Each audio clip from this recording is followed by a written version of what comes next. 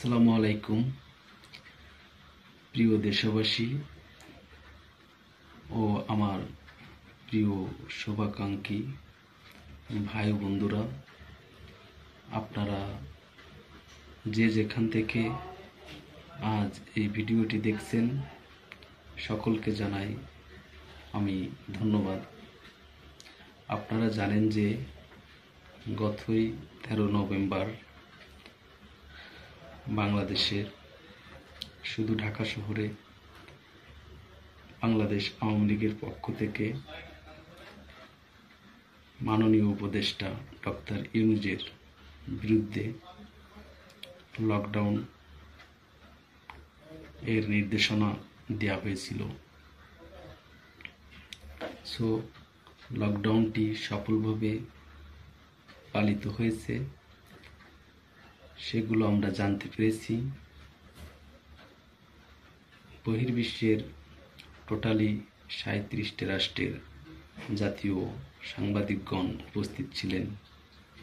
তারা অনেক ভিডিও ধারণ করেছেন এবং এই 37টি সাংবাদিক উপস্থিত ছিলেন মাননীয় প্রধানমন্ত্রী শেখ হাসিনার পুত্র সজীব ওয়াজেদ জয়ের আমন্ত্রণে। তো লকডাউন সফলভাবে পালিত হলো। পরবর্তী সময়ে সারা বাংলাদেশে শাটডাউন চলমান আছে আজ এবং আগামীকাল 17 নভেম্বর। জানি না এর মাধ্যমে বাংলাদেশ আওয়ামী লীগের সফলতা ফিরে আসবে কিনা।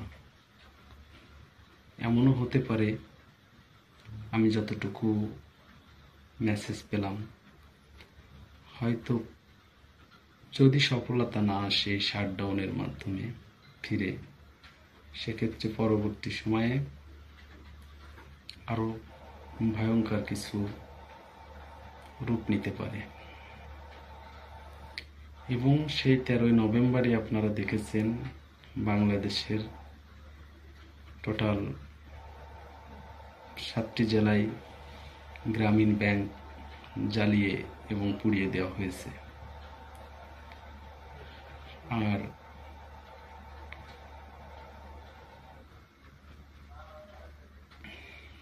যে বিষয়টা আপনাদের মাঝে বলার জন্য এসেছি সেটা হলো, আমার যে সকল ভাই বন্ধুরা গ্রামীণ ব্যাংকের অধীনে কর্মরত অবস্থায় আছেন বা অনেকের সঞ্চয় জমা দেওয়া আছে, অবশ্যই আপনারা সঞ্চয়গুলো উত্তোলন করে রাখুন। এবং গ্রামীণ ব্যাংকের অধীনে যারা চাকরিরত অবস্থায় আছেন তারা অন্যথায় চাকরির খোঁজে এর চেষ্টা চালান, কারণ যে কোনো মুহূর্তে গ্রামীণ ব্যাংক বন্ধ হয়ে যেতে পারে। তখন হয়তো আপনাদের অনেককেই বেকারত্ব এবং কঠিন দুঃসময় পার করতে হবে, কঠিন দুঃসময়ের মুখোমুখি হতে হবে নিজেদের পরিবারকে নিয়ে।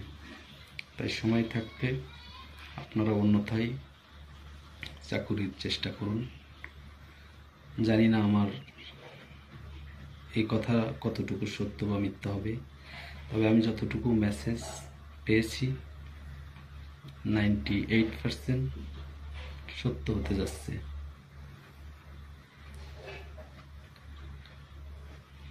আপনারা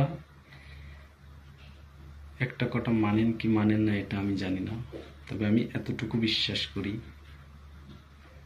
জননেত্রী শেখ হাসিনা বিশ্ব রাজনীতি বোঝেন এবং এই বিশ্ব রাজনীতির মাধ্যমেই তিনি অনেক কিছু করতেও পারেন। সেক্ষেত্রে আপনাদের সতর্ক বার্তাটি দিয়ে রাখলাম। আপনারা বিষয়টি সিরিয়াসভাবে নিতেও পারেন, না নিলেও কিছু করার নেই। তবে আপনাদের সকলের কাছে আমার অনুরোধ থাকবে, আমার এই ভিডিওটি যে যেখান থেকে দেখছেন অবশ্যই আপনারা ভালো কিছু মন্তব্য করবেন, যেটা আমার জন্য শিক্ষণীয় হয়। কেউ যেন কোনো খারাপ মন্তব্য না করি। আমি আপনাদের সকলেরই উপকারের স্বার্থে এই ভিডিওটি করার চেষ্টা করছি। সকলে ভালো থাকুন।